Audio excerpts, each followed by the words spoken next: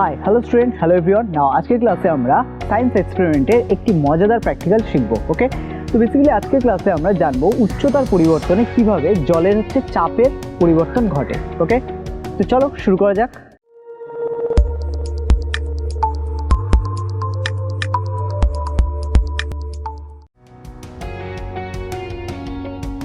তো স্টুডেন্ট, পুরো ব্যাপারটা এবার আমরা প্র্যাকটিক্যালি দেখার আগে আমরা বোর্ড ওয়ার্কের মাধ্যমে পুরো ব্যাপারটা দেখব। তো ছবিতে প্রথমে লক্ষ্য করো, আমরা প্রথমে একটি পাত্র নেব যার গায়ে আমরা তিনটে ছিদ্র করব। এখানে মনে রাখতে হবে যে তিনটে ছিদ্র কখনোই যেন একই সরলরেখায় না হয়।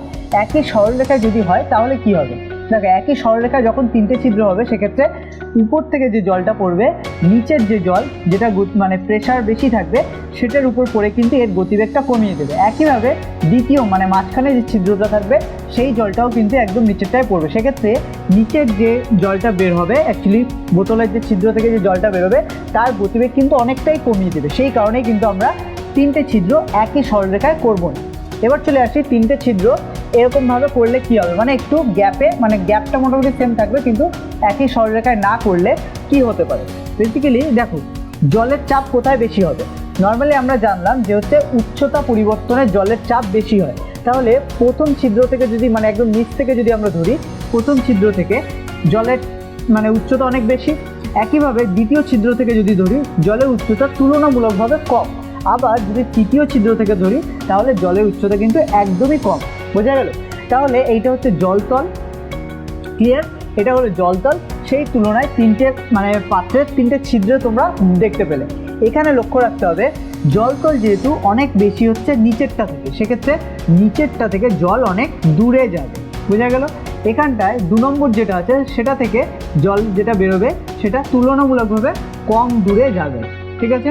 আবার একদম উপরে যেটা আছে সেটা থেকে আরও কম দূরে যাবে। গেলে তিনটে জল কিন্তু এইভাবে পড়বে। এখান থেকে তোমাকে বুঝে নিতে হবে যে জলতলের উচ্চতা অনুযায়ী কিন্তু পাত্র থেকে যে জল বেরোচ্ছে বা যে ছিদ্র থেকে যে জল বেরোচ্ছে তার গতিবেগ কিন্তু জলতলের উচ্চতার উপর নির্ভর করে হচ্ছে। বোঝা গেল? তো এই পুরো ব্যাপারটাই এবার আমরা প্র্যাকটিক্যালি করে দেখব যে কিভাবে এটা কাজ করে। ওকে, তো স্টুডেন্ট ফার্স্টে লক্ষ্য করো এখানে তিনটে ছিদ্র কিন্তু আমি একই সরলরেখায় করিনি। ফার্স্টে একটি 2 লিটারের বোতলে আমরা জল ভর্তি করেছি এবং তিনটে ছিদ্র তিনটে ডিরেকশনে করেছি। এখানে লক্ষ্য করো তিনটে ছিদ্র কিন্তু একই সরলরেখায় নেই। এবার আমরা সেলো টেপটা খুলে দিলে বুঝতে পারবে জলটা কীভাবে পড়ছে প্রেশার অনুযায়ী। বোঝা গেল? এখানে একটা জিনিস লক্ষ্য করো যে একদম নিচে যে ছিদ্রটা আছে তার থেকে কিন্তু জলতলের উচ্চতা অনেকটাই বেশি। সেই তুলনায় আবার মাঝের যে ছিদ্রটা আছে সেখান থেকে জলতলের উচ্চতা অনেকটা কম। আবার একদম উপরে যে ছিদ্রটা আছে তার তুলনায় জলতল আরও বেশি কম। এবার আমরা সেলো টেপটা খুলে দিই, দেখবো তারপরে কি হয়। ওয়েট ওয়েট ওয়েট, জাস্ট লক্ষ্য করো, দেখো একদম তলার যে ছিদ্রটা সেখান থেকে কিন্তু জল সব থেকে বেশি জোরে বেরোচ্ছে। মাঝের ছিদ্রটা থেকে তার থেকে বেশি জোরে, আর একদম উপরের ছিদ্রটা থেকে তুলনামূলকভাবে অনেক কম কিন্তু জলের স্পিড। তো এখান থেকে তোমরা বুঝতে পারছো যে উচ্চতা ভেদে জলের কিন্তু চাপের পরিবর্তন হয়, আর এই পুরো জিনিসটা কিন্তু চাপের জন্য। বোঝা গেল? তো স্টুডেন্ট আজকে প্র্যাকটিক্যাল থেকে আমরা কি শিখলাম? আজকে প্র্যাকটিক্যাল থেকে বাস্তব লাইফে একটা জিনিস আমরা খুব ভালো ইমপ্লিমেন্ট করতে পারি। সেটা ধরে নাও 3 তলা একটি বাড়ি আছে, সেখানে একদম উপরে যদি জলের ট্যাঙ্ক বসানো থাকে সেক্ষেত্রে 3 তলায় জলের স্পিড তুলনামূলকভাবে অনেক কম থাকবে, 2 তলায় কিছুটা বেশি থাকবে, আর 1 তলায় জলের স্পিড অনেক বেশি থাকবে।